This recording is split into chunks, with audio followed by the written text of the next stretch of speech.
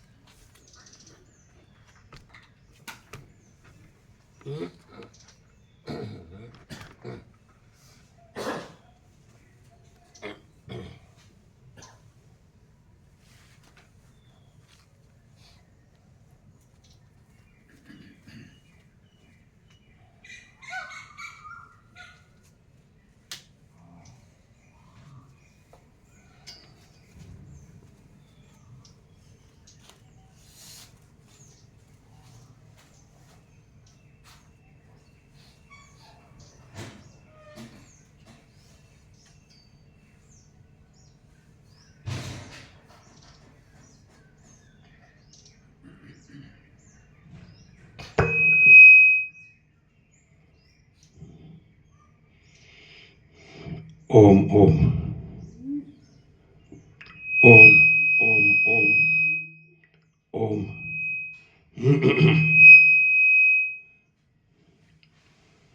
પરમ ચિદાકાશ, પરમ જ્યોતિ, અખંડ જ્યોતિ, મહાચિદાકાશ, સ્વયં પ્રકાશ, સંપૂર્ણ પ્રકાશ, પૂર્ણ બ્રહ્મ, અનંત તેજ ઘન, અનંત ચિદ ઘન, પરમાકાશ, કેવલ, અનંત, શુદ્ધ, તેજ ઘન, પરમાકાશ, અખિલાત્મા, પૂર્ણ બ્રહ્મ, પરમાત્મા, પરમ ચિદાકાશ, પરમ જ્યોતિ, અખંડ જ્યોતિ, અનંત, પૂર્ણ, પરમ ચિદાકાશ, પરમ શાંતિ, स्वयं सिद्ध, स्वयं प्रकाश, स्वयं पूर्ण, स्वस्वरूप। यही सब कुछ है, इसके सिवा कुछ नहीं है। शून्यभास, अनंत कोटि, महाकल्पो है ही नहीं। महाचिदाकाश, स्वयं प्रकाश, संपूर्ण प्रकाश, महाचिदाकाश ज्योति, आनंद, अखंड, अभेद, महाचिदाकाश ज्योति, महातत्व, महासामान्य, महाचिदाकाश, स्वसंवेद्य, सहज निर्विकल्प, महाचिदाकाश, परम कैवल्य, परम शांति, परम चिदाकाश, अनंत, पूर्ण, निरपेक्ष, सत्य, अनंत, संपूर्ण, अपरिघी, निर्भ्रांत, निरपेक्ष, वशिष्ठ राम, निर्वाण पूर्वार्ध, राउंड 41मो राउंड.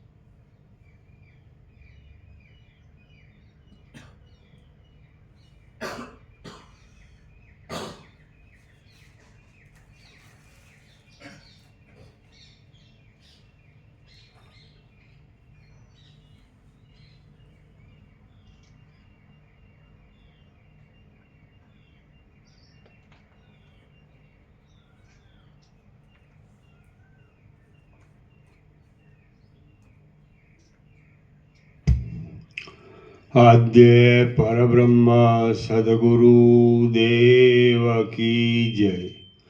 ઓમ શ્રી પરમાત્મને નમઃ.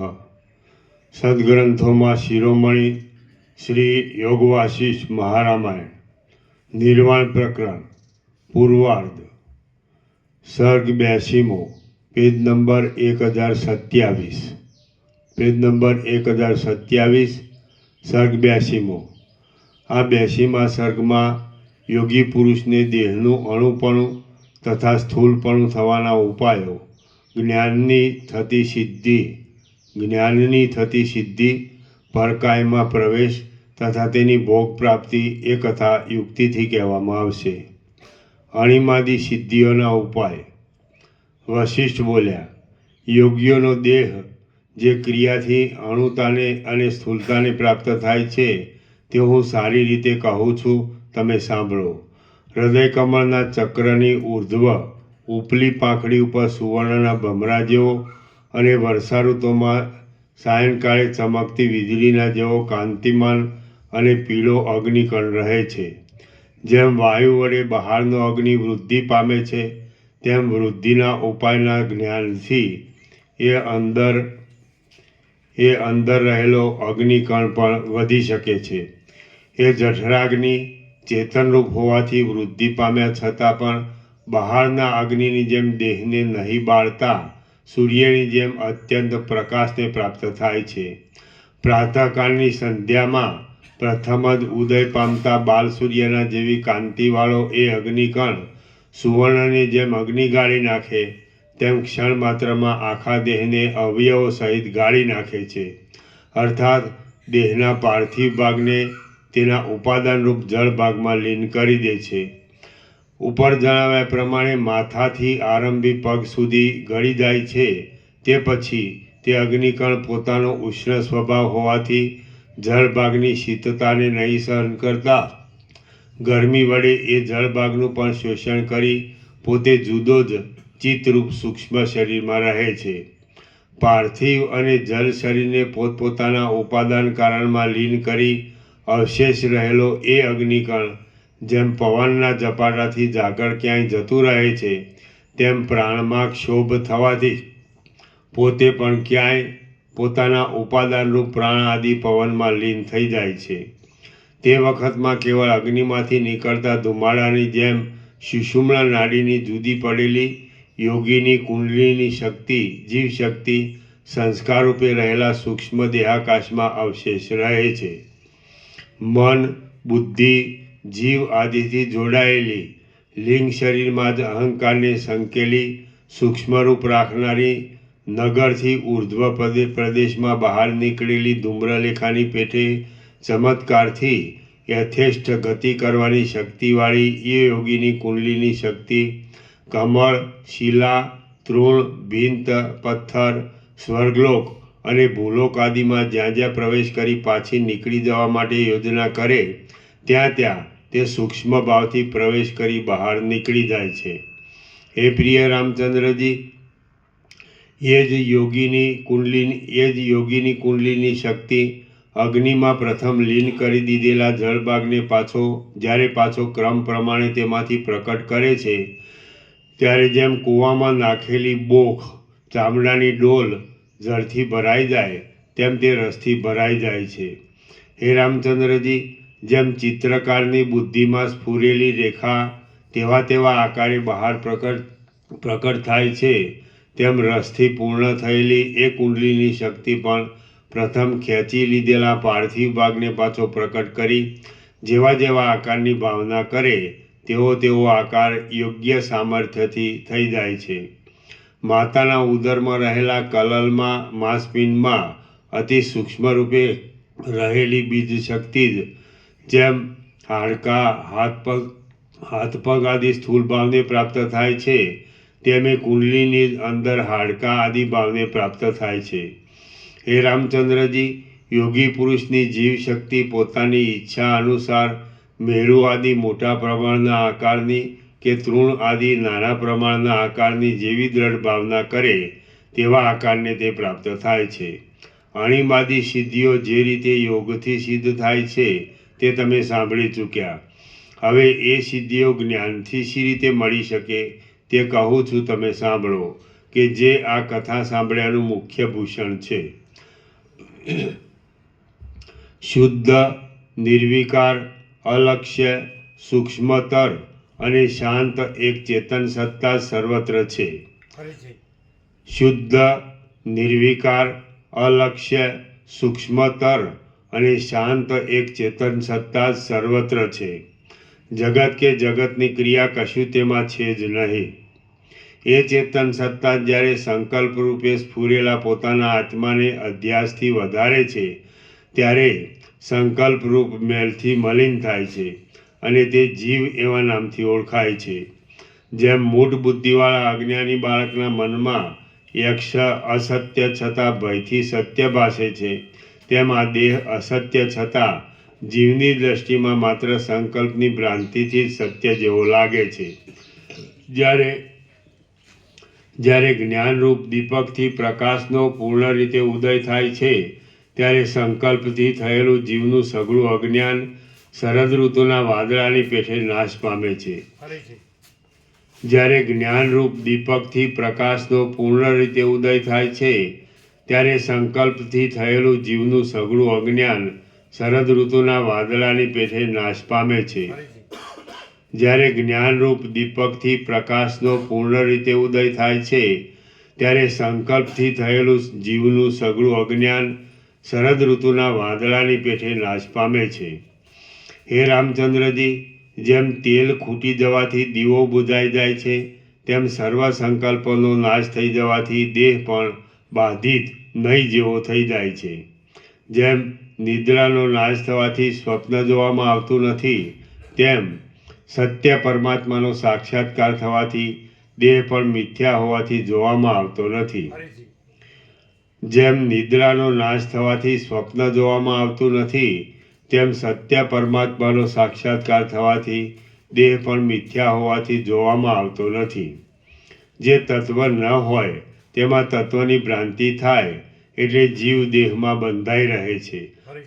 જે તત્વ ન હોય તેમાં તત્વની ભ્રાંતિ થાય એટલે જીવ દેહમાં બંધાઈ રહે છે. પરંતુ એક પરમાત્માની ભાવના કરવાથી તે જીવ દેહના બંધન વગરનો થઈ સુખી અને પરમ શોભાયમાન થાય છે. પરંતુ એક પરમાત્માની ભાવના કરવાથી તે જીવ દેહના બંધન વગરનો થઈ સુખી અને પરમ શોભાયમાન થાય છે. હે પ્રિય રામચંદ્રજી, દેહાદિ અનાત્મ પદાર્થમાં આત્મબુદ્ધિ થવી એ હૃદયનો અંધકાર છે. હે પ્રિય રામચંદ્રજી, દેહાદિ અનાત્મ પદાર્થમાં આત્મબુદ્ધિ થવી એ હૃદયનો અંધકાર છે અને તે એવો તો દારૂણ છે કે બહારનો સૂર્યાદિ પ્રકાશ તેને ભેદી શકતો નથી. પોતાના આત્મામાં જ એક આત્મબુદ્ધિ થવાથી સર્વમાં ફેલાઈને રહેલું નિર્મળ, નિરંજન, શુદ્ધ અધિષ્ઠાન ચૈતન્ય જ હું છું એવો જ્ઞાનરૂપ સૂર્ય જ્યારે ઉદય પામે ત્યારે જ તે હૃદયનો અંધકાર અજ્ઞાન નાશ પામે છે. પોતાના આત્મામાં જ એક આત્મબુદ્ધિ થવાથી સર્વમાં ફેલાઈને રહેલું નિર્મળ, નિરંજન, શુદ્ધ અધિષ્ઠાન ચૈતન્ય જ હું છું એવો જ્ઞાનરૂપ સૂર્ય જ્યારે ઉદય પામે ત્યારે જ તે હૃદયનો અંધકાર અજ્ઞાન નાશ પામે છે. બીજા કેટલાક આત્મજ્ઞાની પુરુષો જેમાં જેવી ભાવના કરે તેમાં દ્રઢ ભાવનાને લીધે તેમને તેવું જ દેખવામાં આવે છે.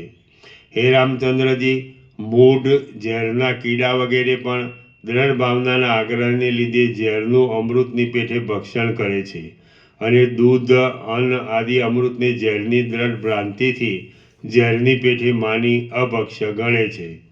એવી જ રીતે દ્રઢ સંકલ્પથી જે ભાવના કરવામાં આવે તે તત્કાળ તેવી જ રીતે સિદ્ધ થાય છે. એવા અનેક દ્રષ્ટાંતો લોકમાં વારંવાર જોવામાં આવે છે. આ દેહ સત્યપણાથી જો જોવામાં આવે તો દેહ રૂપે સત્ય દેખાય છે, પરંતુ જો અસત્ય ભાવથી દેહને જોઈએ તો સઘળું અધિષ્ઠાન ચૈતન્યમય જ હોવાથી બ્રહ્માકાશ રૂપે ભાસે છે. હે સુશીલ રામચંદ્રજી, અણિમાદી સિદ્ધિ મેળવવા માટે ઉપર જણાવેલી યુક્તિ તમારા સાંભળવામાં આવી.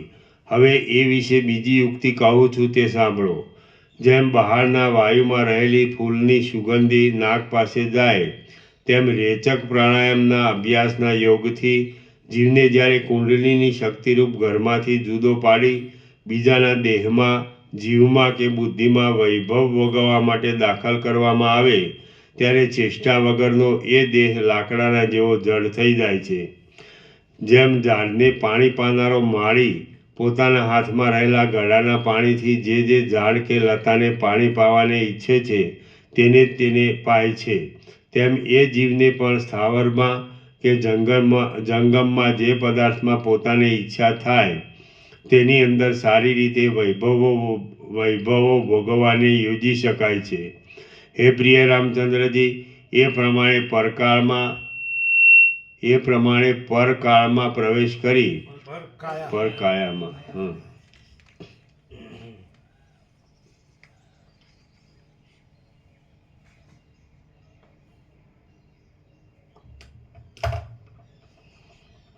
હે પ્રિય રામચંદ્રજી, એ પ્રમાણે પરકાયામાં પ્રવેશ કરી સિદ્ધિના વૈભવો ભોગવી રહ્યા પછી એ જીવને પોતાનું પૂર્વનું શરીર રહેલું હોય તો તેમાં અથવા બીજા જે કાંઈ પોતાને રૂચે તેમાં જેટલા કાળ સુધી ઈચ્છા હોય તેટલા કાળ સુધી પ્રવેશ કરે છે.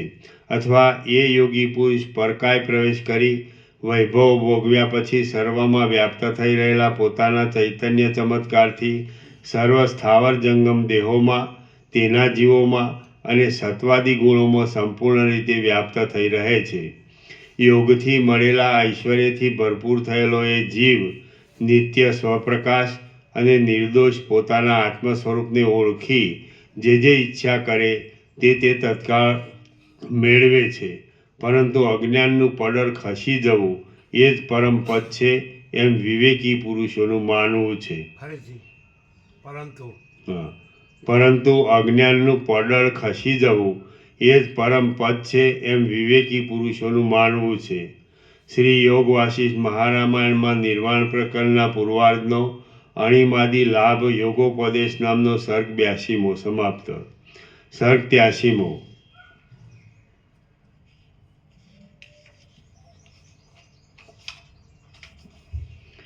સર્ગ 83મો. આ 83મા સર્ગમાં ચૂડાલા સિદ્ધિના વૈભવો, શિખીધ્વજનું રાજાનું અજ્ઞાન અને ગુરુપદેશની સફળતાના સંબંધમાં કિરાટના આખ્યાનનું વર્ણન કરવામાં આવશે. કિરાટની કથા. વશિષ્ઠ બોલ્યા, શિખીધ્વજ રાજાની રાણી ચૂડાલાએ ઉપર જણાવ્યા પ્રમાણે પ્રાણાયામ આદિ યોગનો દ્રઢ અભ્યાસ કરી અણિમાદી સિદ્ધિઓનું ઐશ્વર્ય મેળવ્યું.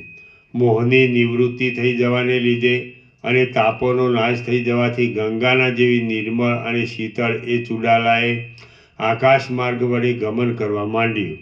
સમુદ્રરૂપ ગુફામાં પ્રવેશ કરવા માંડ્યો અને ઈચ્છા પ્રમાણે પૃથ્વીમાં પર ફરવા માંડ્યું. જે રાણી પોતાના પતિના વક્ષસ્થળમાંથી અને ચિત્તમાંથી એક ક્ષણ માત્ર પણ દૂર ગયેલ નથી હતી એ જ ચૂડાલા પોતાના યોગ સામર્થ્યથી લક્ષ્મીની જેમ રાજ્યોમાં અને જગતમાં ફરતી હતી. વીજળીના ઝબકારા જેવા ચળકતા ઘરેણાથી શણગારેલી એ રાણીએ મેઘમાળાની જેમ અનેક પર્વતોમાં અને પૃથ્વીમાં ફરવા માંડ્યું. જેમ સૂત્રનો તાંતણો વિંધેલા મોતીમાં સુખથી પ્રવેશ કરી શકે તેમ તૃણ, લાકડું, પાષાણ, પ્રાણી, આકાશ, વાયુ, અગ્નિ અને જળ એ સર્વમાં તે નિર્વિઘ્ને પ્રવેશ કરતી હતી. મેરુ પર્વતના ઉપરના શિખરોમાં, લોકપાલના નગરોમાં તથા દિશાઓમાં અને આકાશમાં રહેલા સર્વ સ્થાનોમાં તે વિહાર કરતી હતી. પક્ષી, ભૂત, પિશાચ, નાગ, દેવ, દાનવ, વિદ્યાધર, અપ્સરા અને સિદ્ધ એ વગેરે સાથે તે વાર્તાલાપાદી વ્યવહાર કરતી હતી. એ ચૂડાલાએ પોતાના પતિને આત્મજ્ઞાનરૂપ અમૃતનો લાભ થવા માટે ઘણી વાર વખતો વખત બોધ કર્યો, પરંતુ રાજાને તેથી કશું થયું નહીં. જેમ બાળક વિદ્યાના ખરા સ્વરૂપને ન સમજી શકે તેમ ઉપર જણાવ્યા પ્રમાણે યોગ, ઐશ્વર્ય આદિ ગુણોવાળી એ ચૂડાલાનું ખરું સ્વરૂપ આટલા કાળ સુધી શિખીધ્વજ રાજાના સમજવામાં આવ્યું નહીં. માત્ર તે એટલું સમજતો હતો કે મારી રાણી અનેક કળાઓમાં કુશળ અને રમણીય છે. શૂદ્રને જેમ યજ્ઞક્રિયા દેખાડવામાં નથી આવતી, તેમ એ ચુડાલા રાણીએ પણ આત્માને નહીં ઓળખનાર શિખીધ્વજ રાજાને પોતાની સિદ્ધિઓની શોભા દેખાડી નહીં. રામ બોલ્યા, હે સમર્થ ગુરુ મહારાજ, ચુડાલા રાણી મહાસિદ્ધ અને પૂર્ણ યોગાભ્યાસવાળી હતી, છતાં તેના યત્નથી પણ રાજાને બોધ થયો નહીં, તો પછી બીજાને તો શી રીતે થાય? વશિષ્ઠ બોલ્યા, રઘુકુળને દીપાવનાર હે રામચંદ્રજી, ઉપદેશનો જે ક્રમ બાંધવામાં આવ્યો છે તે તો માત્ર ઇત્યાદિ શાસ્ત્રમાં કહેલી મર્યાદાને પાળવા માટે છે. બાકી બરાબર નથી ને? જેમ તેમ આમ ઉડે છે. આમ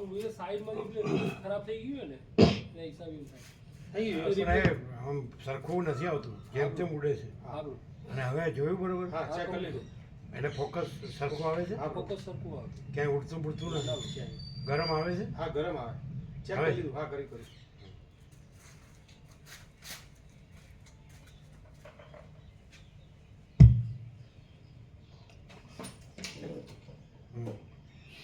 વશિષ્ઠ બોલ્યા, રઘુકુળને દીપાવનાર હે રામચંદ્રજી, ઉપદેશનો જે ક્રમ બાંધવામાં આવ્યો છે તે તો માત્ર તદ્વિજ્ઞાનાર્થે સ ગુરુમેવાભિગચ્છેત સમિત પાણી ક્ષોત્રિય બ્રહ્મનિષ્ઠમ ઇત્યાદિ શાસ્ત્રમાં કહેલી મર્યાદાને પાળવા માટે છે. બાકી શિષ્યની શુદ્ધ બુદ્ધિ જ જ્ઞાન મેળવવામાં મુખ્ય કારણરૂપ છે. કેવળ શાસ્ત્રથી જ કે કેવળ પુણ્યથી જ પોતાનું ખરું તત્વ જણાતું નથી, પરંતુ જેમ સર્પના પગ ગૂઢ હોવાથી સર્પ પોતે જ તેને દેખે છે, તેમ નિધિધ્યાસન વડે સાક્ષાત્કાર થવાથી પોતે જ પોતાના સ્વરૂપને ઓળખી લે છે. રામ બોલ્યા, હે મહારાજ, જેમ આપ કહો છો તેમ જ જો હોય તો આ જગતની મર્યાદામાં ગુરુ ઉપદેશને પણ આત્મજ્ઞાનમાં કારણરૂપે બતાવ્યા છે. તે કેમ અને કયે દ્વારે ઉપકારક છે? વશિષ્ઠ બોલ્યા, વિંધ્યાટવીના તૃણ અને લતાદીવાળા એક જંગલમાં કુટુંબી બ્રાહ્મણની જેમ ખૂબ જ ધન દોલત હોવા છતાં કોઈ એક કંજૂસ કિરાટ રહે છે. કિરાટ એટલે ગામડામાં ફેરી કરનાર વાણિયો. કિરાટ રહે છે. હે રામચંદ્રજી, એક દિવસ તે ક્યાંય જતો હતો. તેવામાં વિંધ્યાટવીના ઘાસના ઘેરાથી ઢંકાયેલા કોઈ એક પ્રદેશમાં તે કિરાટની એક કોડી પડી ગઈ. એ એક કોડી મળે તો તેમાંથી સમય થતાં વેપાર વડે 4 કોડી થાય, તેમાંથી પછી 8 પેદા થાય, અને પછી ક્રમે કરીને એ એક જ કોડીમાંથી 100, 1000, 2000 કોડીઓ મળે. એવો વિચાર ચિત્તમાં આવવાથી એ કંજૂસે કોડીને માટે યત્ન વડે ઘાસ, ફોતરા આદિ સર્વ જગ્યાએ 3 દિવસ સુધી શોધ કરી. દિનપણાથી રાત દિવસ આળસ ત્યાગીને એ કિરાટ શોધમાં એવો તો તત્પર રહ્યો કે બીજા માણસોની હજારો મશ્કરીઓ ઉપર પણ તેનું લક્ષ્ય ખેંચાયું નહીં. એમ 3 દિવસ સુધી શોધ કરતા છેવટે તે જંગલના પ્રદેશમાંથી તેને પૂર્ણચંદ્રના જેવો ચળકતો એક મોટો ચિંતામણી મળ્યો. તે મળવાથી મનમાં પ્રસન્ન થઈ ઘેર આવીને તે જગતના સઘળા વૈભવોને ભોગવનારો, દરિદ્રતા આદિ દુઃખોથી રહિત અને મહાસુખી થઈ રહ્યો. એ પ્રમાણે 1031 પાના નંબર 1031.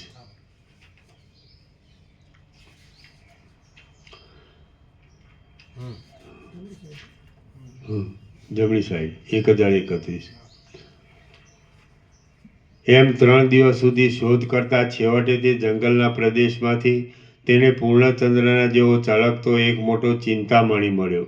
તે મળવાથી મનમાં પ્રસન્ન થઈ ઘેર આવીને તે જગતના સઘળા વૈભવોને ભોગવનારો, દરિદ્રતા આદિ દુઃખોથી રહિત અને મહાસુખી થઈ રહ્યો.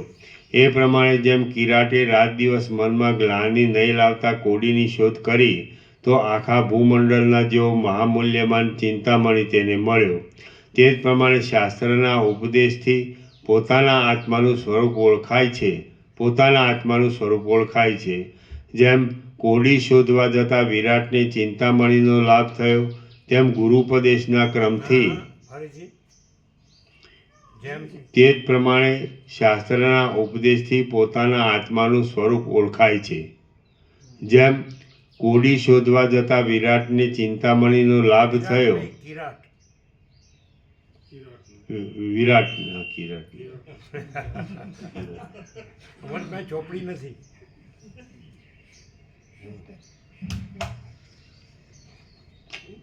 તે જ પ્રમાણે શાસ્ત્રના ઉપદેશથી પોતાના આત્માનું સ્વરૂપ ઓળખાય છે.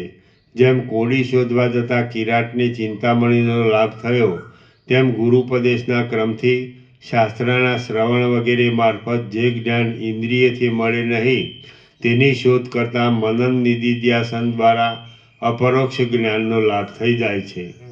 હે નિષ્પાપ રામચંદ્રજી, શાસ્ત્રાદિકનું શ્રવણ કર્ણ આદિ ઇન્દ્રિય રૂપે પરિણામ પામેલા મનનો વ્યાપાર છે અને બ્રહ્મ એ પોતે ઇન્દ્રિયોની વિષય નથી, જેથી ગુરુના ઉપદેશ માત્રથી આત્મતત્વની પ્રાપ્તિ થતી નથી. જો કે ગુરુ ઉપદેશ દ્વારા તત્વ સમજાય છે, પરંતુ તેનો તો સાક્ષાત્કાર તો મનન નિધિધ્યાસન આદિથી અત્યંત સ્વચ્છ થયેલી શિષ્યની બુદ્ધિ વડે જ સાધ્ય છે. જેમ કોડીને શોધ્યા વિના કિરાટને ચિંતામણીનો લાભ થાત નહીં, તેમજ ગુરુપદેશ વિના આત્મતત્વનું જ્ઞાન પણ થાય નહીં. જેમ ચિંતામણી મળવામાં કોડી સાક્ષાત કારણરૂપ ન છતાં પણ તેની શોધ મારફત કારણરૂપ ગણી શકાય છે, તેમ ગુરુનો ઉપદેશ પણ મોક્ષરૂપ મહાપ્રયોજનવાળા આત્મતત્વને ઓળખવામાં સાક્ષાત કારણરૂપ નહીં છતાં પણ શ્રવણ મનનાદિ દ્વારા કારણરૂપ થાય છે. હે રામચંદ્રજી, મોટાઓને પણ મોહમાં નાખનારી આ માયા શક્તિ તમે જુઓ કે કાંઈક શોધવા જતાં વળી તેનું ફળ કાંઈક બીજું જ મળી આવે છે. પુરુષ કાંઈક કર્મ કરે છે અને પાછો કાંઈક જુદી જ જાતનો તેને કિરાટની જેમ ફળનો લાભ થાય છે. એવું આ ત્રણેય લોકમાં જોવામાં આવે છે. માટે આત્મજ્ઞાન થયા પછી માત્ર બાકી રહેલા કર્મો કરીને સંઘનો ત્યાગ કરી કાળ વિતાવવો એ જ કલ્યાણકારક છે. શ્રી યોગવાસિષ્ઠ મહારામાયણમાં નિર્વાણ પ્રકરણના પૂર્વાર્ધનો કિરાટો ઉપાખ્યાન નામનો સર્ગ 83મો સમાપ્ત. સર્ગ 84મો.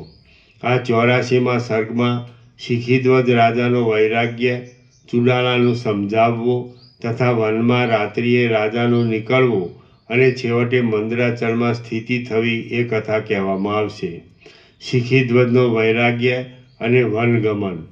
વશિષ્ઠ બોલ્યા, હે રામ, ત્યાર પછી જેમ સંતાનનો નાશ પામવાથી પુરુષ શોકથી અંત બની જાય, તેમ શિખીધ્વજ રાજા તત્વજ્ઞાનરૂપ શાંતિ વિના ખૂબ દુઃખી થતો હતો. ચિત્તમાં દુઃખરૂપ અગ્નિ સળગવા લાગતા પોતાના સામંત આદિ સ્નેહી મંડળે પ્રાપ્ત કરાયેલી વિભૂતિઓ પણ દેવતાના ભડકા જેવી લાગતા તેનું મન કાંઈ પણ આનંદ પામતું ન હતું. પારધીના બાણથી બચી ગયેલા ભયાતુર હરણની જેમ એ રાજાનું ચિત્ત પણ એકાંત દિશાઓમાં, પાણીના ઝરણાવાળા સ્થાનોમાં અને ગુફાઓમાં જઈને રહેવાની ઈચ્છા કરતું હતું. હે રામચંદ્રજી, તમારી જેમ એ રાજાને પણ તેના અનુચરો ધારણા અને વિનયના વચનો વડે બોધ કરી દિવસના કર્મો કરાવતા હતા. ત્યાગી પરમહંસની પેઠે નિરંતર અત્યંત વૈરાગ્યવાળો અને શાંત બુદ્ધિનો એ શિખીધ્વજ રાજા પોતાની રાજ્યલક્ષ્મી ભોગવવામાં પણ ખેદ પામતો હતો. હે વિવેકી રામચંદ્રજી, દેવતાઓ, બ્રાહ્મણો અને પોતાના માણસો એ સર્વને તે રાજા ગાય, પૃથ્વી અને સુવર્ણ આદિનું દાન આપતો હતો. તેણે તપ કરવા કૃચ્છ, ચાંદ્રાયણ આદિ વ્રતો કરવા માંડ્યા. એના નીચે ટાંચ છે. ચંદ્ર બીજથી આરંભી પોતાની એક કળા વધારી પૂર્ણિમાએ પૂરી કળાવાળો થાય છે અને પછી એક કળા ઘટાડી અમાસે કળા વિનાનો થાય છે. તેમ બીજથી એક કોળિયાનો વધારો કરી પૂર્ણિમા સુધી 15 કોળિયા વધારવા અને પછી એક ઘટાડવા તે વ્રતને ચાંદ્રાયણ વ્રત કહે છે. હે વિવેકી રામચંદ્રજી, દેવતાઓ, બ્રાહ્મણો અને પોતાના માણસો એ સર્વને તે રાજા ગાય, પૃથ્વી અને સુવર્ણ આદિનું દાન આપતો હતો. તેણે તપ કરવા, કૃચ્છચાંદ્રાયણાદિ વ્રતો કરવા માંડ્યા અને વનોમાં, તીર્થોમાં તથા બીજા કેટલાક પુણ્ય સ્થાનોમાં ફરવા માંડ્યું. તો પણ જેમ દ્રવ્ય વિનાની પૃથ્વીને દ્રવ્યની આશાથી ખોદનાર પુરુષ દ્રવ્ય ન નીકળ્યાથી સંતોષ ન પામે, તેમ રાજાનું મન પણ તેથી કાંઈ સંતોષ પામ્યું નહીં. તેનું શરીર રાત્રિ દિવસ ચિંતારૂપ અગ્નિથી શોષાવા લાગ્યું અને સંસારરૂપ એક મહાવ્યાધિના ઔષધના વિચારમાં તે લાગ્યો. ચિંતાથી પરવશ થઈ જવાને લીધે દીન બની ગયેલો એ રાજા વૈરાગ્ય વડે ખેદ પામેલી બુદ્ધિથી મોટા વૈભવોથી ભરેલા પોતાના રાજ્યને પણ ઝેર જેવું સમજી પાસે રહ્યા છતાં પણ તે પર લક્ષ્ય આપતો ન હતો. રાજાએ એક દિવસ એકાંતમાં પોતાની પાસે બેઠેલી એ ચુડાળા રાણીને મધુર વાણીથી નીચે પ્રમાણે કહ્યું. શિખીધ્વજ રાજા બોલ્યો, ઘણા લાંબા કાળ સુધી મેં રાજ્યનો ઉપભોગ કર્યો અને વૈભવો પણ ભોગવ્યા. હવે તો મનમાં વૈરાગ્ય ઉત્પન્ન થાય છે, જેથી હું વનમાં જવાને ધારું છું. હે કોમળ અંગવાળી, વનમાં રહેનારા મુનિને સુખો કે દુઃખો, વિપત્તિઓ કે સંપત્તિઓ એ કશું આવતું નથી. વનમાં રહેનાર પુરુષને દેશના નાશની કે રણ સંગ્રામમાં થતા માણસોના ક્ષયની પીડા ખમવી પડતી નથી. તેથી રાજ્યના કરતાં પણ વનવાસમાં વધારે સુખ છે એમ હું માનું છું. હે સુંદર મુખવાળી, હે સુંદરી, વનની ઘટાઓ તમારા જેવી સુંદર સ્ત્રીને સુખ આપે છે, કારણ કે તે વનની ઘટાઓને કળીઓ રૂપે સ્તનો છે, નવા અંકુરો રૂપે હાથ છે, માંજરો રૂપે ઝાડ છે, ધોળા મેઘો રૂપે સુંદર વસ્ત્ર છે, રસ રૂપે અંગનો રાગ છે, પુષ્પોનો અલંકાર છે, સોનાની શિલાઓ રૂપી નિતંબ છે, તરંગોવાળી નદીઓ મોતીના હાર છે, લતારૂપી સખીઓ છે, મૃગલારૂપી બાળબચ્ચા છે, ભમરાઓ રૂપી નેત્ર છે, પુષ્પવાળી લતાઓ અંગના અવયવો છે. એ લતાઓ કુદરતી રીતે સુગંધી અને સ્વાદિષ્ટ ફળો જમાડી આનંદ આપે છે. તે શીતળ અને નિર્મળ અવયવોથી આલિંગન આપે છે અને તરંગોના જલવાથી અધરામૃતનું પાન કરાવે છે. એકાંતમાં રહેવાથી મન જેવું શુદ્ધ અને પ્રસન્ન રહે છે, તેવું ચંદ્રલોકમાં કે બ્રહ્મલોકમાં અથવા ઇન્દ્રલોકમાં રહેવાથી પણ પ્રસન્ન રહેતું નથી. હે પ્રિય, આ મારા ઉત્તમ વિચારમાં તારે વિઘ્ન નાખવું ન જોઈએ, કેમ કે કુલીન સ્ત્રીઓ સ્વપ્નમાં પણ પોતાના પતિની ઈચ્છાનો ભંગ કરતી નથી. ચુડાલા બોલી, હે પ્રિય પતિ, જેમ કાળક્રમના નિયમ પ્રમાણે વસંત ઋતુમાં પુષ્પ અને શરદ ઋતુમાં ફળ શોભે છે, તેમ જે સમયમાં જે કામ કરવું યોગ્ય હોય તે સમયમાં તે કરવામાં આવે તો શોભે છે, પણ જો તેથી ઉલટું જ બને તો તે શોભતું નથી. વૃદ્ધાવસ્થાને લીધે જેનો દેહ ગરડો થઈ ગયો હોય તેવાઓને વનવાસ કરવો ઘટે છે, પરંતુ તમારા જેવા યુવાનોને એ વાત ઘટતી નથી, માટે મને તે ઠીક લાગતું નથી. હે મહારાજ, જ્યાં સુધી આપણે યૌવનથી રહિત થયા નથી ત્યાં સુધી પુષ્પોના સમૂહથી રહિત નહીં થયેલા વૃક્ષોની પેઠે ઘરમાં શોભીએ છીએ. જ્યારે પુષ્પોને ધારણ કરનારી લતાઓના પુષ્પો જેવા ધોળા વાળવાળી વૃદ્ધાવસ્થા આવશે, ત્યારે આ હંસો જેમ સરોવરમાંથી જતા રહે તેમ બહાર નીકળી વનમાં જઈશું. હે રાજા, યોગ્ય વખત થયા વિના પ્રજા રક્ષણના કામને છોડી દેનાર રાજાને રાજ્યના કેટલાક છિદ્રો ઉઘાડા થઈ જવાને લીધે મોટું પાપ લાગે છે. નહીં કરવાના કાર્યોથી રાજાને તેના નોકરો પરસ્પર સલાહ કરી રોકી રાખે છે અને પ્રજા પણ તેને તેવા કામ કરતા અટકાવે છે. શિખીધ્વજ રાજા બોલ્યો, હે કમળ જેવા નેત્રવાળી રાણી, મેં ધારી રાખેલા વિચારમાં વિઘ્ન નાખવાનું બંધ કર, કેમ કે હું અહીંથી દૂર એકાંતમાં વનમાં ગયેલો જ છું એમ તું સમજજે. હે કોમલાંગી, તું બાળક અને મૃદુ અવયવોવાળી છે, માટે તારે વનમાં આવવું નહીં, કેમ કે પુરુષોથી પણ વનના પ્રદેશમાં મુશ્કેલીથી જઈ શકાય છે. જેમ વનમાં થયેલી ફૂલની માંજરો ઉપવનમાં થયેલી માંજરો કરતાં કઠિન હોય તો પણ તલવારની ધાર સહન કરી શકે નહીં, તેમ સ્ત્રીઓ ગમે તેવી કઠિન અંગવાળી કે મજબૂત મનની હોય તો પણ તે વનમાં રહેવાને અશક્ત જ છે. હે ઉત્તમાંગી, તારે તો રાજ્યમાં જ રહી તેનું રક્ષણ કરવું, કારણ કે પતિ ક્યાંય બહાર જાય ત્યારે કુટુંબનો ભાર ઉઠાવવો એ સ્ત્રીઓનો ધર્મ જ છે. વશિષ્ઠ બોલ્યા, હે રામ, ચંદ્રના જેવા સુંદર મુખવાળી પોતાની પત્નીને ઉપર પ્રમાણે કહી રાજા સ્નાન કરવા માટે ઉઠ્યો અને સઘળું દિવસનું કામકાજ તેણે કર્યું. જેમ હવે પછી શિખીધ્વજ રાજા સઘળું પ્રજાનું કામકાજ બંધ કરી સઘળા મનુષ્યોથી ન જોઈ શકાય તેવા વનમાં જશે, તેમ સૂર્યનારાયણ પણ પ્રજાનું સઘળું કામકાજ બંધ કરી સર્વ મનુષ્યોથી દુઃખ વડે ન જઈ શકાય એવા આસ્તાચલ પર્વતમાં ચાલ્યા ગયા, આથમી ગયા.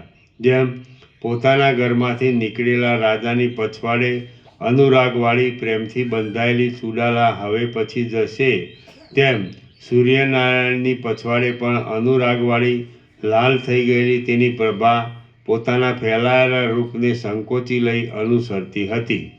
કેમ જાણે પોતાની સખી ગંગાજીને ધારણ કરનારા અને ભસ્મ વડે ભૂખરા થઈ ગયેલા મહાદેવજીને યમુના પોતે આલિંગન આપતી હોય, તેમ રાત્રિએ જગતનો આશ્રય કર્યો. જ્યારે સંધ્યાકાળના વાદળારૂપી દંતપક્તિ ધારણ કરનારી અને તમાલરૂપ બાળકોને ખોળામાં ધારણ કરનારી દિશાઓએ પોતાનો આછો પ્રકાશ ફેલાવ્યો, જ્યારે દિવસની શોભા અને સૂર્યનારાયણ એ બંને સ્ત્રી પુરુષે દેવતાઓના બગીચાઓથી શોભાયમાન એવા મેરુ પર્વતના ઉત્તર ભાગમાં રમણ કરવાને માટે ગમન કર્યું, જ્યાંથી સૂર્યના પ્રચંડ કિરણો પાપની માફક દૂર થયા હતા. તે મેરુ પર્વતના પૂર્વ ભાગમાં જ્યારે રાત્રિ અને ચંદ્રમારૂપી બંને સ્ત્રી પુરુષે ફરીવાર રમણની ઈચ્છાથી આગમન કર્યું, ત્યારે આકાશરૂપ દિવાલમાં વિખરાયેલા તારાગણ દેખાવા લાગ્યા. જાણે કે દિશાઓરૂપી રમણીઓએ ધાણી ફેંકી ન હોય તેવો તે શોભતો હતો. ચંદ્રરૂપી મુખથી સુશોભિત, અંધકારથી શ્યામ, પોતાના પતિને શોધવાથી થાકી ગયેલી, પુષ્પરૂપ સુંદર હાસ્યવાળી અને કુમુદ પુષ્પરૂપ સ્તનવાળી રાત્રિ યૌવનને પ્રાપ્ત થઈ. ત્યારે સાયન સંધ્યા આદિ નિત્યક્રમ કરી મૈનાક પર્વત જેમ સમુદ્રમાં જાય તેમ પોતાની પત્ની ચૂડાલા સાથે રાજા શયનગૃહમાં ગયો. પછી જ્યારે અર્ધરાત્રિનો સમય થયો કે જે વખતે એ પ્રદેશમાં કોઈ પણ જાતનો શબ્દ સંભળાતો ન હતો અને ગાઢ નિદ્રારૂપ શિલાની અંદર સર્વ મનુષ્યો લીન થઈ ગયા હતા, તથા કોમળ ઓછાડવાળા પોતાના શયનમાં સૂતેલી ચૂડાલા રાણી પણ કમળ બીડાઈ જવાથી બેભાન બની ગયેલી ભમરીની પેઠે નિદ્રામાં લીન થઈ ગઈ હતી. તે સમયે જેમ ગ્રહણના મોક્ષકાળમાં રાહુનું મુખ ધીરે ધીરે ચંદ્રમાની પ્રભાને પૂર્વ આદિ દિશા તરફથી મૂકવા માંડે છે, તેમજ અતિ નજીક સૂતેલી પોતાની રાણીને રાજાએ પણ ધીરે ધીરે છોડવા માંડી.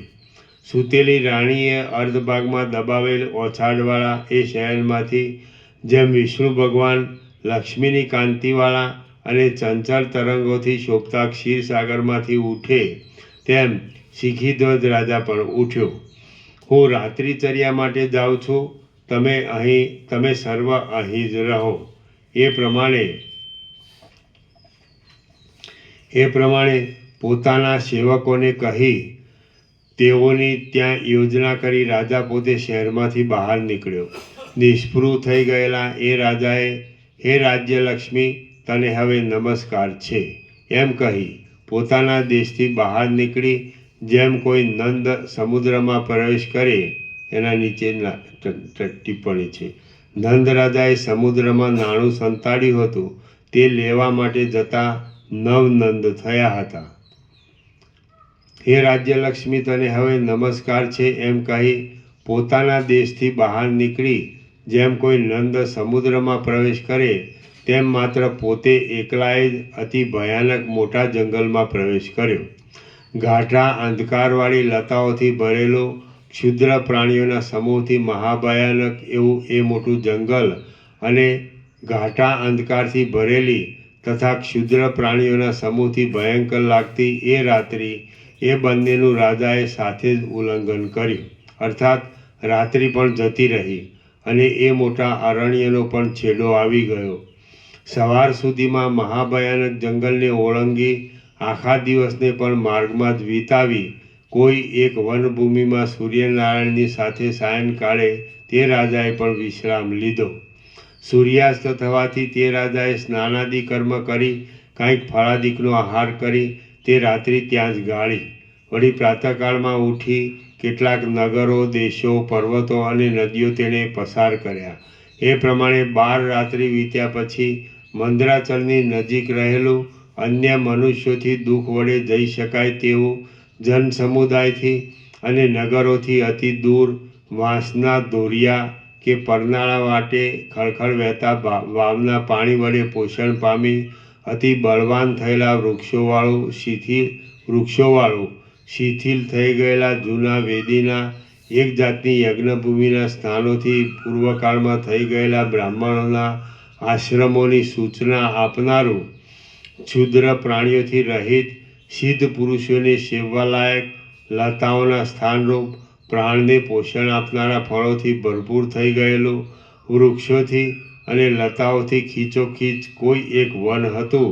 ત્યાં તે જઈ પહોંચ્યું.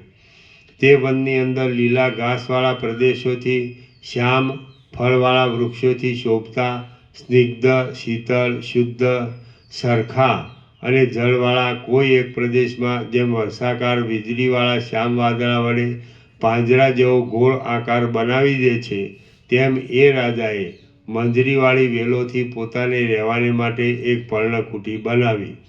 કોમળ વેણુદંડ, ફળપાત્ર, ભોજનપાત્ર, અર્ઘ્યપાત્ર, પુષ્પપાત્ર, અક્ષમાળા, કમંડલો, ટાઢ મટાડવાને માટે કંથા, ઓઢવાની ગોદડી, દર્ભાસન અને મૃગચર્મ એટલા પદાર્થો રાજાએ પર્ણકુટીમાં લાવી રાખ્યા. જગતમાં જેમ બ્રહ્માએ પ્રથમથી સર્વ પદાર્થને માટે ક્રમ બાંધી રાખ્યો છે તેમ એ રાજાએ બીજું પણ જે કાંઈ તપસ્વીના કાર્ય માટે યોગ્ય લાગ્યું તેની પણ એ પર્ણકુટીમાં ગોઠવણ કરી રાખી. એ રાજાએ પ્રાતઃકાળના પહેલા પહોરમાં સંધ્યા કરીને પછી જપ કરવા માંડ્યો. બીજા પહોરમાં ફૂલ, દર્ભ, લાકડા આદિ વીણવાનું કામ તેમજ સ્નાન અને દેવપૂજન કરવા માંડ્યું. પછી કાંઈક વનના ફળ, કંદ તથા કમળ આદિનું ભક્ષણ કરી પાછો જપ પરાયણ રહી જીતેન્દ્રિય શિખીધ્વજ રાજા એકલો જ રાત્રિ પસાર કરતો હતો. એ પ્રમાણે મંદરાચલની પાસેના પ્રદેશમાં પર્ણકુટી બાંધી તેની અંદર ખેદ પામ્યા વિના પ્રસન્નતાથી જ એ રાજાએ દિવસો ગાળવા માંડ્યા. પ્રથમ અનુભવમાં આવેલો નવો રાજવિલાસ તેના સ્મરણમાં પણ આવ્યો નહીં. કેમ કે હૃદયમાં વિવેક ઉત્પન્ન થયા પછી રાજ્યલક્ષ્મીઓ કોના મનનું હરણ કરી શકે છે? અર્થાત કોઈ પણ વિવેકી પુરુષના મનનું હરણ કરી શકતી નથી. શ્રી યોગવાસિષ્ઠ મહારામાયણમાં નિર્વાણ પ્રકરણના પૂર્વાર્ધનો શિખીધ્વજ પ્રવજ્યા નામનો સર્ગ 84મો સમાપ્ત. સર્ગ 85મો.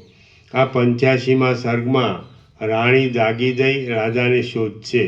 રાજાનું તેને દર્શન થશે અને પછી ચુડાલા એ રાજાના ભાવિ અર્થનો વિચાર કરી ઘેર આવશે તથા પછી યોગ્ય વખતે જઈ તેને બોધ આપશે એ કથા કહેવામાં આવશે.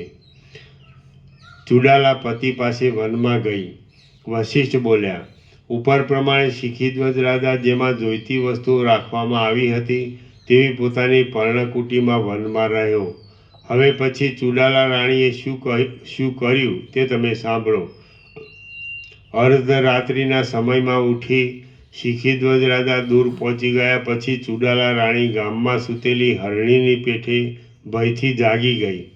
પતિએ છોડી દીધેલી એ રાણીને સૂર્ય ન હોવાને લીધે અને પૂર્ણચંદ્ર પણ ન હોવાને લીધે શોભા વગરના આકાશના જેવું પોતાનું શયન શૂન્ય જેવું લાગ્યું. ક્ષાર કરદમ એટલે ખાર અને ગાળાવાળા પાણી. ક્ષાર કરદમ આદિથી ખરાબ રીતે સિંચાયેલી મોટી વેલની પેઠે કરમાઈ ગયેલા પોતાના અવયવરૂપી પાંદડાને ધારણ કરનારી અને ખેદથી ભરેલી એ રાણી કંઈક પડી ગયેલે મોઢે શયનમાંથી ઉઠી. ઝાકળ પડવાથી ભૂખરા વર્ણની થઈ ગયેલી દિવસની શોભાની જેમ એ ચુડાલા પણ અપ્રસન્ન, અસ્વચ્છ અને આકુળ બની ગઈ. ક્ષણ માત્ર શૈયા પર બેસી તેણે વિચાર કર્યો કે અહો, મોટું કષ્ટ આવી પડ્યું છે કે રાજા રાજ્ય છોડી ઘરમાંથી વનમાં જતા રહ્યા. હવે મારે આ વખતે અહીં શું કરવું? માટે હું પણ તેમની પાસે જ જાઉં, કારણ કે શાસ્ત્રોમાં પતિ એ જ સ્ત્રીઓની મુખ્ય ગતિ બતાવી છે. આવો વિચાર કરી પોતાના પતિની પાછળ જવાને ઊભી થયેલી ચુડાલા રાણી ગોખમાંથી સૂક્ષ્મ રૂપે બહાર નીકળી આકાશમાં આવી. સિદ્ધ લોકોના સમુદાયને મુખ વડે બીજા ચંદ્રની ભ્રાંતિ ઉત્પન્ન કરનાર એ રાણીએ વાયુના સમૂહની સાથે આકાશ માર્ગે ફરવા માંડ્યું. પછી ખડગને ધારણ કરીને વેતાલોને ભૂતવિષ્ટ શબોને ફરવાના સમયમાં એટલે રાત્રિમાં એકલો જ ફરતો પોતાનો પતિ જેવી રીતે રાત્રિએ એકલો જતો હતો તેવી જ રીતે તેના જોવામાં આવ્યો. એવી તરહના પોતાના પતિને જોઈ આકાશ માર્ગમાં જ રહી પોતાના પતિનું જે કાંઈ ભવિષ્યમાં નિશ્ચયપૂર્વક થવાનું હતું તેનો એ રાણીએ વિચાર કર્યો. હે રામચંદ્રજી, જે રીતે, જે કાળે, જે નિમિત્તે, જે સ્થાનમાં અને જે ક્રિયાથી જેટલો તે રાજાનો અભ્યુદય થવાનો હતો અને જે તેને પરમપદની ઉત્તમ પ્રાપ્તિ થવાની હતી એ વગેરે જે સઘળું અવશ્ય ભાવિ હતું તે કેમ જાણે તેની આગળ મૂર્તિમાન આવીને ઊભું હોય તેમ યોગના બળથી તેના જોવામાં આવ્યું. અને તે ભાવિને અનુકૂળ જ વર્તવાને માટે તે રાણી રાજા પાસે ગઈ નહીં. મારે હમણાં તે રાજા પાસે જવું નહીં, પણ ઘણો લાંબો કાળ ગયા પછી જ તેની પાસે જવું એવો દૈવનો નિશ્ચય છે. એવો વિચાર કરી ચુડાલા પાછી પોતાના અંતઃપુરમાં આવી અને શંકરના મસ્તક ઉપર રહેલી ચંદ્રમાની કળાની પેઠે પોતાની શૈયા પર આવી સૂઈ રહી.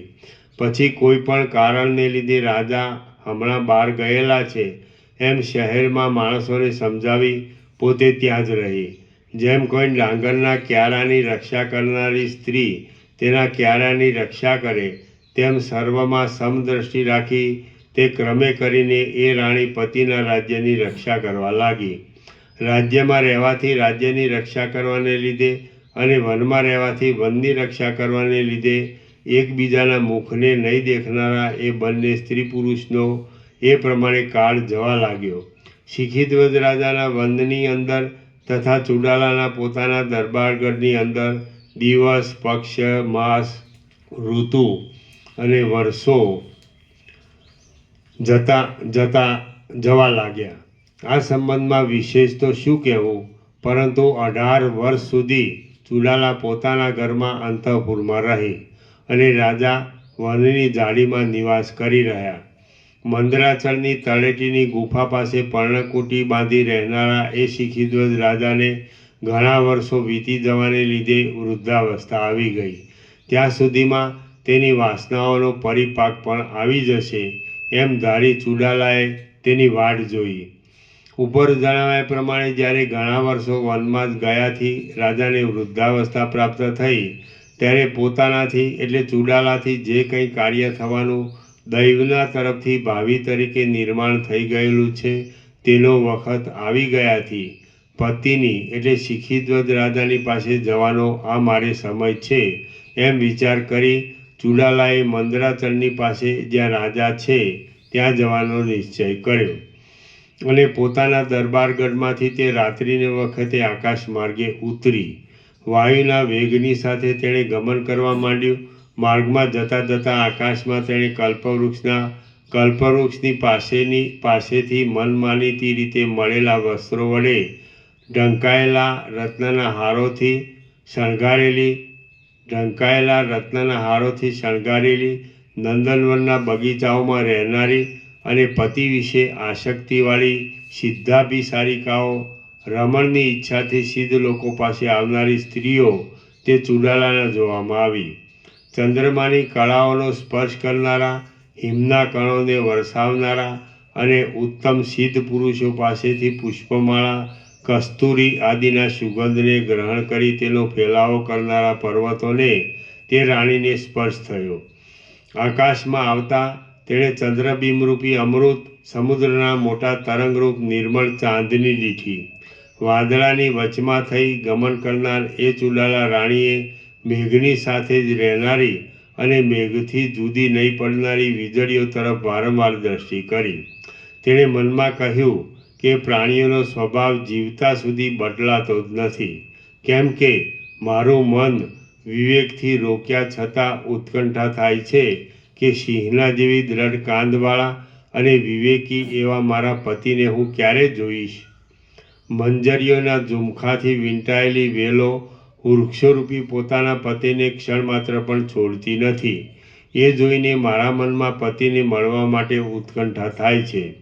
જેમ ઉત્તમ દેવયોનીમાં થયેલ આ સિદ્ધાભિસારિકા પોતાના પતિ પાસે જાય છે, તેમ હું પણ મારા સ્વામીને ક્યારે મળીશ એમ મનમાં વિચાર થાય છે. અહો, આ મંદ મંદ પવનો, આ શીતળ ચંદ્રકિરણો અને આ રમણીય વનની હારો મને ઉત્કંઠા ઉત્પન્ન કરે છે. અથવા હે મૂઢ ચિત્ત, તું અંદર નકામું શા માટે નાચે છે? હે સુશીલ મન, તારું આકાશના જેવું નિર્મળ વિવેકીપણું ક્યાં જતું રહ્યું? અથવા હે પ્રિય ચિત્ત, પોતાના પતિ પ્રત્યે તારી ઉત્કંઠા છે તો ભલે તે યોગ્ય હોવાથી ઉત્કંઠિત રહે, પણ વૃથા ઉત્કંઠાથી શું ફળ છે? હે શરીર, તું જેના આલિંગનાદિકની માટે ઈચ્છા રાખે છે તે પતિ રાજા તો વૃદ્ધ થઈ ગયેલો, તપસ્વી, દુર્બળ શરીરવાળો અને વાસના વગરનો થઈ ગયેલો હશે, તથા તેનું મન રાજ્યાદિક ભોગો નહીં ભોગવવાને માટે નિર્મૂળ જેવું થઈ ગયું હશે એમ ધારી શકાય છે. જેમ વર્ષાકાળની નાની નદી કોઈ મહાનદમાં એકરસ થઈ જઈ જુદી જોવામાં આવતી નથી, તેમ એ પતિની વાસનાલતા પણ અદૃશ્ય થઈ ગયેલી હશે એમ લાગે છે. કેમ કે તે એકાંતમાં જ રહેનારો એકાંકી, ઈચ્છા રહિત, વાસના વગરનો અને ઝાડના ઠૂઠાની પેઠે સુકાઈ ગયેલો છે એમ હું અનુમાન કરું છું. તો પણ હે ચિત્ત, તારી શી ઉત્કંઠા છે?